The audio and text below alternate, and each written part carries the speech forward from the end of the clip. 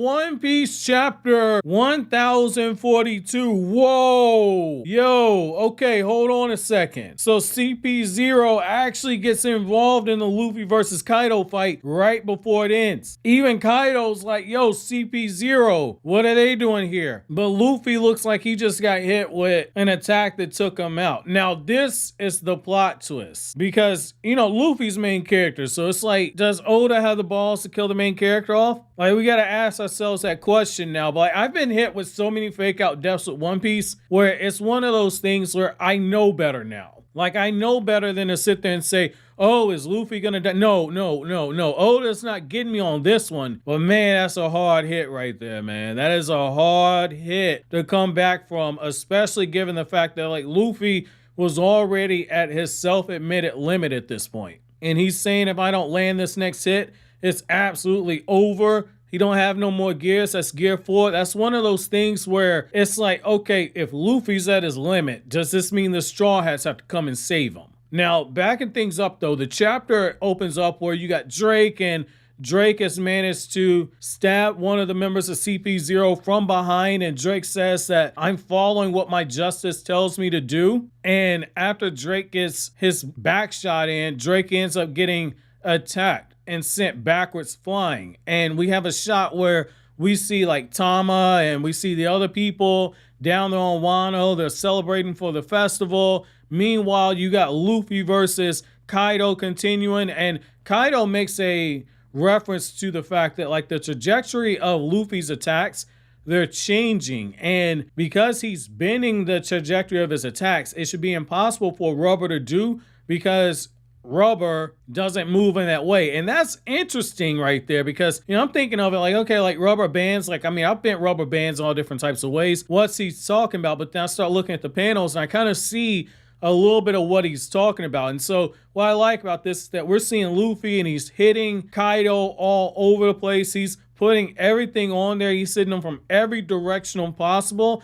And you have this moment where Kaido ends up becoming a bloodthirsty drunk at this point. He's going through the different emotions and he's saying like, that's okay, I'll start copying you. You aren't the only one who can use observation hockey. And so Luffy ends up getting bit by Kaido, and Kaido ends up swallowing Luffy, and then he spits him out. And we get this really awesome double page spread where Kaido spits Luffy out, and then Kaido shoots out that breath blast and sends Luffy flying down into the ground. We see Yamato and the others scampering to get out of the way. We get this moment where Luffy ends up using the bounce man in order to halt his movements, and Luffy ends up getting right back into the battlefield. And you have Luffy saying, I don't know how many more minutes I got left, but there's no time to waste. Losing's not an option.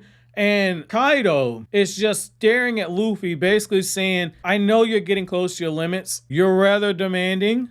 But Luffy's continuing to push through those limits by saying, as long as you're around the people of Wano, they don't have clean water to drink. And Kaido begins talking trash as Luffy's arm begins to start expanding. And you can tell he's going for the Kong gun. Kaido looks over at him and beautiful double spread. Kaido says, the folks of Wano, they've accepted defeat into their hearts, just like you're going to accept defeat at some point. The casualties are the people who only find glory in the form of death. I've seen a lot of people lose the battles and fall in battle against me. They try rising up. They're losers who have essentially been vanquished. Luffy ends up standing up for the samurai. And Kaido continues his trash talk by saying, you say the samurai are strong. I say they're stubborn. And Kaido ends up getting hit hard by one of Luffy's attacks. And you can tell Luffy has knocked the smoke out of this man. And Luffy is saying, I gotta try and knock him out while I can still use Gear 4. Kaido uses his Thunder Bellow. He ends up landing another attack on Luffy. It seems to have knocked Luffy to the point where he's almost unconscious, but Luffy's still hanging in there. And that's when Luffy gets back up and says, I gotta hit one more attack. If it doesn't work, then I lost the battle. Kaido is calling Luffy out saying, show me everything that you got, boy. He's going for another Thunder Bellow. Luffy is charging up for another Kong gun. And then that's when the dude from CP0 comes out of nowhere and interferes in the attack. And we end up seeing Luffy getting smashed in by Kaido. And that double page spread. It's just absolutely insane to see Luffy getting smashed in by Kaido like that. Very detailed from the way that you see Kaido's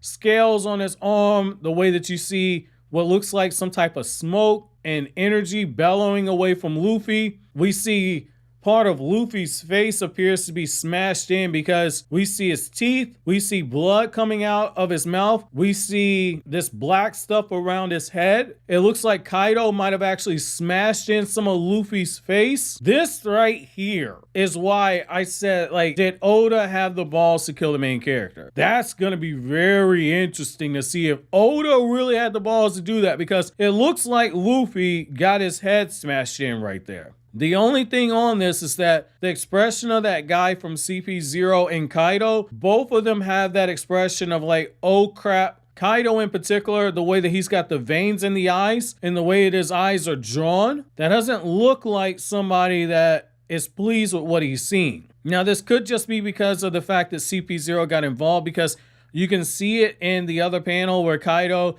has the face shot and he's like CP0 and he's seemingly thinking back to what happened with Oden in the past. But what I like about this, though, is the amount of detail that Oda's got on here. Oda knows he got a banger of a double page spread and a banger of a cliffhanger.